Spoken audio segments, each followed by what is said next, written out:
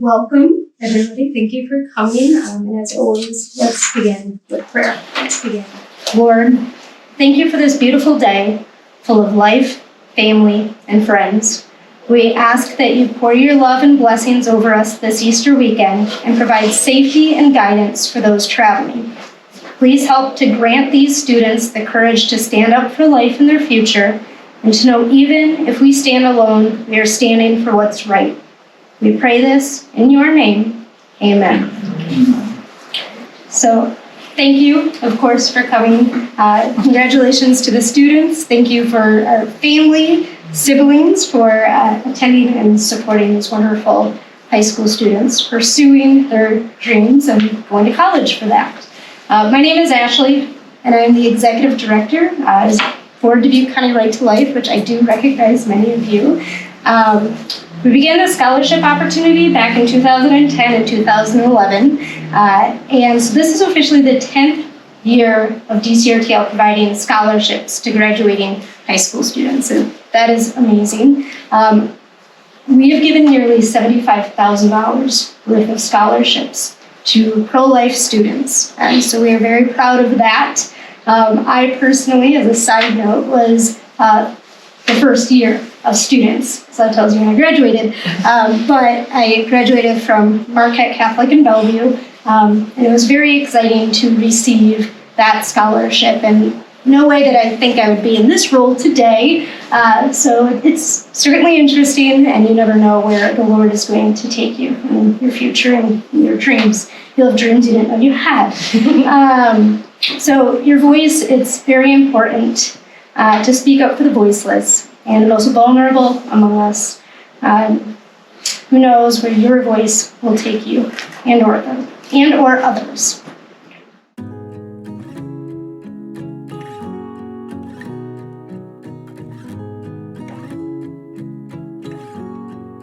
What is your name? My name's Emily Trum. Where do you go to high school? I go to Cascade. Very good. And where do you plan on going to college? I plan to attend Iowa State University. Wonderful. And how do you plan on participating in the pro-life movement while in college? Yeah, so like I said, I'm going to Iowa State, and I've already looked into groups on campus, and they have one in particular called Students for Life Club at Iowa State University. And one thing that I'm super interested in is getting involved in some of their events. And one in particular, they do like an annual sidewalk chalk event. So they have, members of the group help organize that. And, they draw pro-life stuff on the sidewalk to help advocate for life for campus. All right, thank you. Let's say it's a nice, warm, sunny day, and you and a group of your friends are hiking on a trail that you're not familiar with. It's been fun, and you and your friends have seen some interesting things. There will be lots to talk about at the end of your journey. However, without realizing it, you've just found yourselves in a precarious spot. The path has become dangerous, and the risk of falling has become almost certain. At this point, you may start to wonder how you got here, or what could have been done differently to avoid this predicament. Were there any signs that warned you of this potentially dangerous slippery slope? I'd like to talk about the signs. We can be the signs for other unsuspecting hikers on their trail.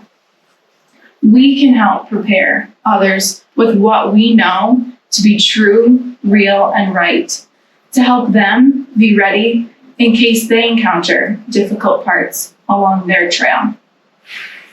I feel very fortunate to have so many good teachers and examples to look to in my short 17 years. My parents have been committed to offer myself and my 7 siblings a faith-based education. I've encountered several exceptional teachers who are willing to teach beyond the base curriculum. I've spent time in a community that cares for the well-being of their members and encourages their neighbors to strengthen their relationship with God. I know there will be days in my life that I won't always be happy, but for these 3, faith, family, and education, I feel I have a good foundation to build on while I'm preparing for my hike. It can be sad or scary to think about others out there just hiking away. Maybe they don't have some of the experiences that I've been blessed with. I haven't always known what true blessings are, but I'm sure as I get older, I'll become better at recognizing them. But one blessing that I've spent my whole life with is my Aunt Connie. She was born in 1971, and at the time, the doctors were not prepared to advise my grandparents on how to deal with a baby with Turner syndrome. My grandmother tells of how after some testing they did on the newborn, the doctors handed her the baby and said, just to take her home and do what you can, but be prepared for the worst. My aunt turned 49 last November, and we are still waiting for the worst to occur. My dad says that his parents didn't need the doctors to do any more testing. They just needed to hand that baby over to her parents and let them do their job of loving her.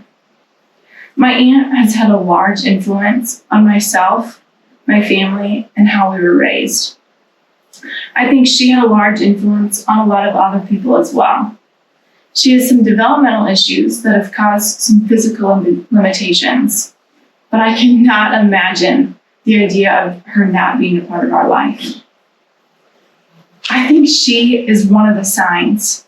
I think Connie could be an example for the hikers. I have a cousin who is 10 years older than me. She will be getting married next June. When she was a junior in high school, she told her parents about her pregnancy. Lots of people had lots of things to say about it. But with the support of her family and her parents, she was able to give birth to her son. His name is Bradley. He's 9 years old, and last month, Bradley beat me in a game of checkers. I think Bradley is a sign. I think he could be a good example for the hikers. When I was very little, my grandpa used to feed me ice cream. I know this to be factual because there are photos. My grandpa was a Korean War vet, and in his later years of life, he was in a lot of physical pain because his body just wore out. He used to tell us that if he were a car, they would not put any new parts in him because he wouldn't be worth it. When he was 82 years old, he left us. He was lying on the bed that the hospice worker had delivered to my grandma and grandpa's house in their living room. All of our family was there, but it was the saddest thing I knew in my 9 years. Today I think about it and I realize how awesome it was to have the whole family there. And for us to be able to say, goodbye, see you later, Grandpa. Knowing that he lived, served, built, farmed, and when God said it was time, he did not hesitate to obey. I think Grandpa was a sign. I think my grandpa should be a sign for just about every one of those hikers. Our world is filled with lots of confusion and anxiety. Some people are scared. It's easy, I suppose, to get caught up in the hype of what a news station thinks is good for ratings. Wouldn't it be nice if we all just focused on the parts of this gift, life, that are the purest and simplest? These are the signs to help us prepare for the hike, and the warning signs to help us avoid the slippery slope are so obvious. Is it possible that we can just look right past them?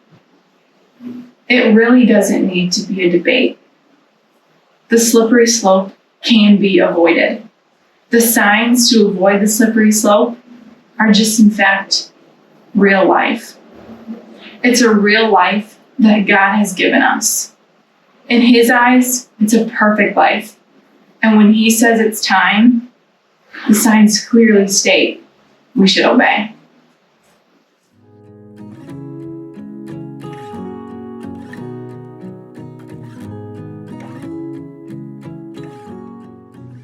First and foremost, what is your name? Hi, my name is Evelyn Ward. All right, Evelyn, where do you go to school? Lowell Catholic High School. Where do you plan to attend college? Loris. Loris College, wonderful. And how do you plan on getting involved in the pro-life movement on your college campus? So I learned that there is Do Hawks for Life at Loris, and so I plan to get involved in that club.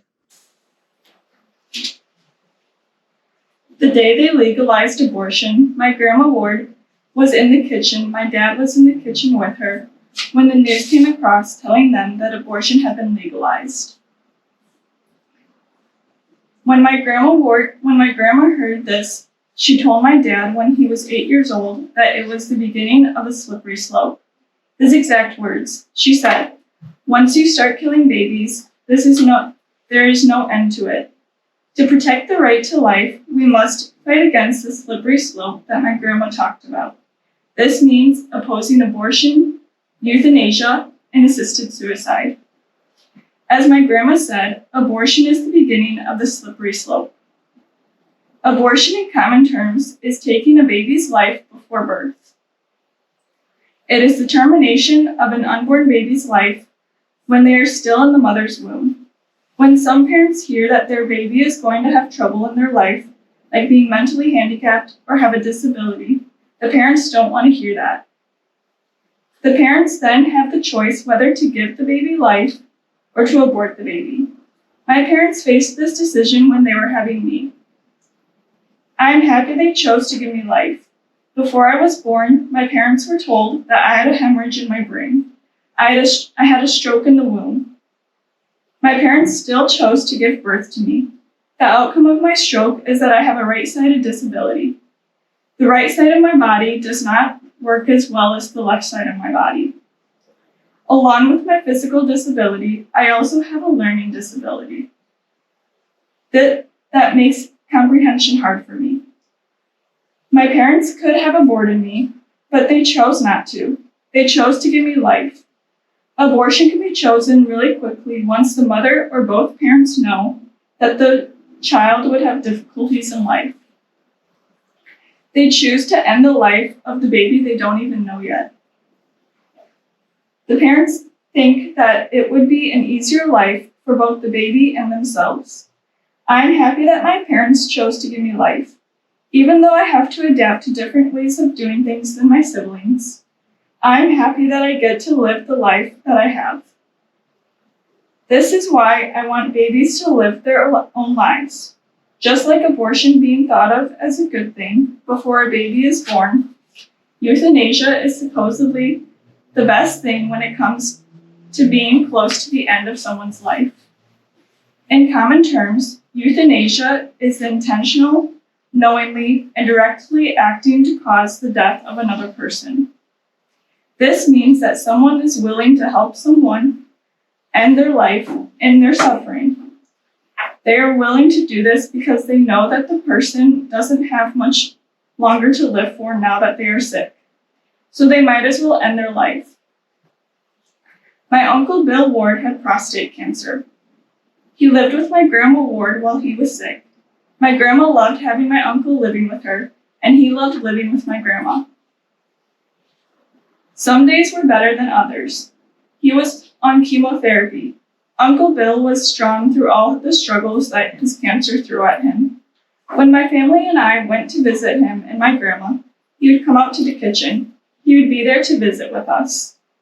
There would be times when he would excuse himself from us to go rest because he was tired. There would be times when we would go visit on one of his bad days, and he wouldn't come out to the kitchen. He would be either in his bedroom upstairs or on the couch on the main floor. On days like those, we didn't disturb him. We would leave him alone until we left.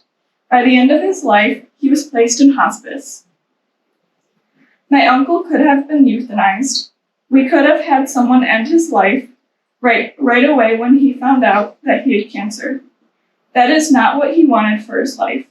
We too do not want that for his life. We didn't want his life to end so fast just because he had cancer. Euthanasia can be so quick like that. Once a physician finds out that someone is sick and they know the person isn't going to get better, they could euthanize them. My family and my uncle were not those kinds of people. We wanted my uncle to be able to live his life until a natural death. Even though he went through a lot of pain, by dying naturally, my uncle gave us extra time to be with him. And he trusted us to take care of him. My uncle and his family wanted him to have a natural death without any help from someone who wouldn't have given my uncle a choice. They would have made the choice and the decision for him to kill him right from the start of his cancer. My uncle showed me that euthanasia is the wrong choice for people who are going to be sick for the rest of their lives. They shouldn't have to die just because they are sick. They should be able to live their life without someone choosing how they are going to die for them. In euthanasia, the person does not directly end their own life, but it is another person who causes the patient's death. The difference between euthanasia and assisted suicide is that in an assisted suicide, the individual will receive assistance that causes his or her own death.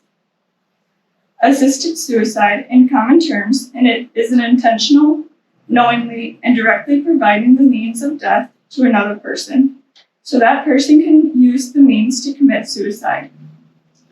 This means that the person who wants to die can die with the help of a physician or someone else. They can kill themselves, but they don't do it alone. They do it with someone's help. My grandma McDermott had Parkinson's disease for 6 years. At the start of the disease, she just had a tremor in her hands. As years went on and the disease progressed, it was no longer just a tremor in her hand. She was no longer able to walk or talk as much. Her talking was very minimal, and her walking was assisted by a walker or someone helping her. The disease increased harshly, putting her in a hospital bed until she died 2 years ago. The story of my grandma can be a very good example of assisted suicide. She could have chosen to commit herself to die sooner so that she didn't have to go through the pain, but she didn't. She lived through the pain and the struggles that her disease brought upon her. Assisted suicide could have seemed like the best decision, but she chose to live until a natural death. She chose to die a natural death. Her family chose to let her live until she died a natural death.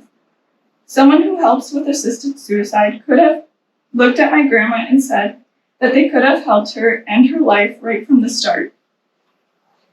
She could have, with the help from someone, could have ended her life right from when she found out that she had Parkinson's, so that then she didn't have to live through the struggles and pains that the disease caused her. My grandma chose not to commit assisted suicide. She chose to live through the pains and struggles. She chose to live her life no matter what happened. She wanted to live that life with my grandpa and her family. In conclusion, every person deserves to live life to the fullest from conception to natural death. Natural death is the best choice when it comes down to deciding how do you want to die. Natural death is dying of natural causes when God is ready. Every baby from conception should be able to live life without being aborted. Every person who grows old should be able to live their life until a natural death. Every person who grows old should be able to, they should not have to think about committing assisted suicide or having the choice to be part of euthanasia. When we start slipping down that slippery slope my grandma Ward was worried about, it's hard to stop that slope.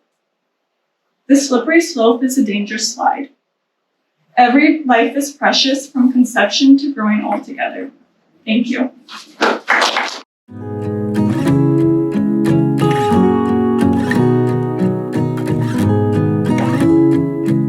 Is Luke Hine. And where do you go to high school? I go to Waller Catholic. And where do you plan on going to college? I'm going to go to the University of Iowa. Wonderful. And how do you plan on being involved in the pro-life movement? I'll probably look to get involved in a club. I haven't really looked into it, but I do intend on doing that. And just continue to have open and honest conversations with new friends that I have, like I do now. Try to convince them to be pro-life. Chinese philosopher Lao Tzu said a journey of 1,000 miles begins with a single step. But what happens when that first step is the wrong one? One single decision can change someone's life forever. If that first step is the wrong one, it can have major consequences. Nowadays, people falsely proclaim abortion, euthanasia, and assisted suicide as human rights. And the more people do them, the easier and more acceptable they become. This has to change. Because no matter what people say, taking an innocent life is never the answer. That's why it's so important to not take that first step, to never take the easy way out. It's truly a slippery slope. The more people get abortions, the more people are euthanized, the more people assist in suicide, the darker our world becomes. Those facing the difficult decision of life or death must have the strength to say no.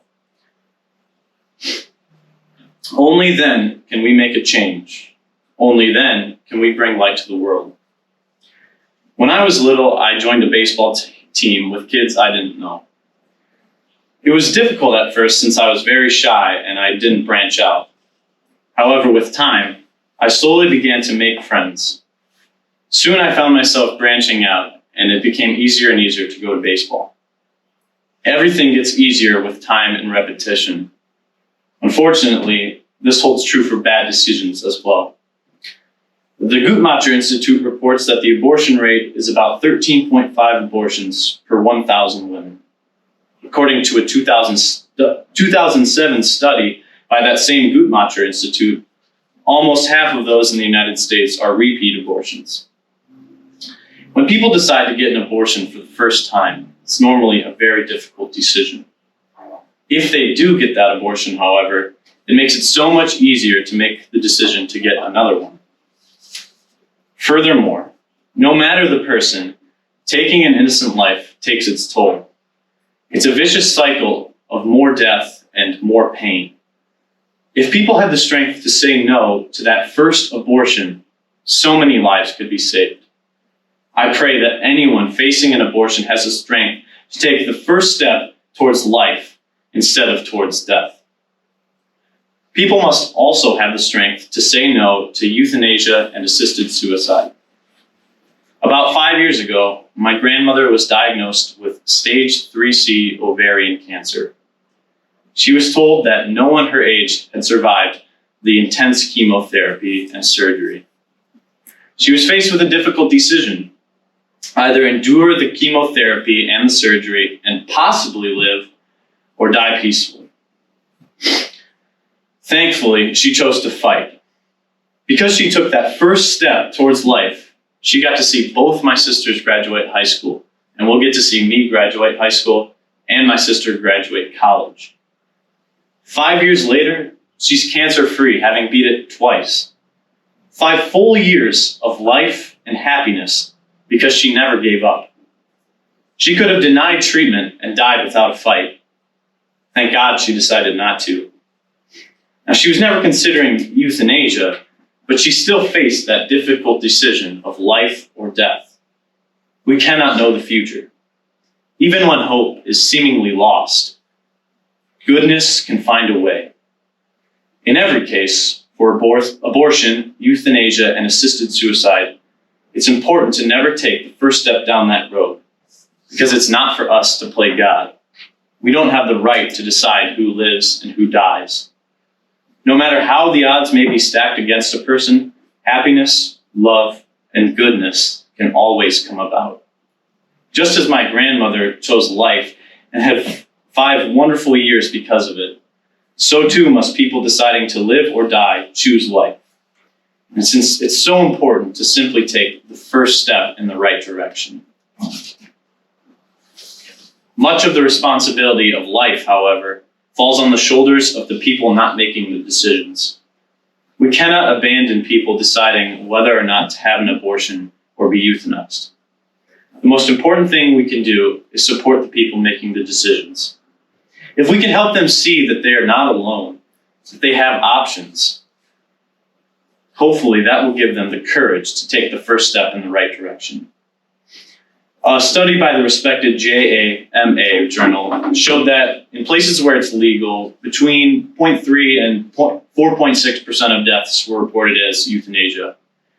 Interestingly, that same journal showed that most people who decide to be euthanized don't do so because of pain. Rather, they do so because they feel useless or feel like their lives no longer have meaning. We must show these types of people that their lives do, in fact, have meaning. We must show them that they can still feel happiness and love. And to those considering abortions, we must show them the psychological distress and regret that comes with getting an abortion. We must show them that it may seem like the easiest option, but will hurt them in the long run. Most of all, we must show them that they are loved, that we as a society are here to help them no matter what. If we do that, if we show them there's another way, we can make a real change. The ending of innocent lives will slowly diminish until it's no longer proclaimed as human rights, but rather for what it actually is, murder. This is only possible if we help people take the first step in the right direction, because it truly is a slippery slope. But with a little courage and a lot of help, we can save lives. Thank you.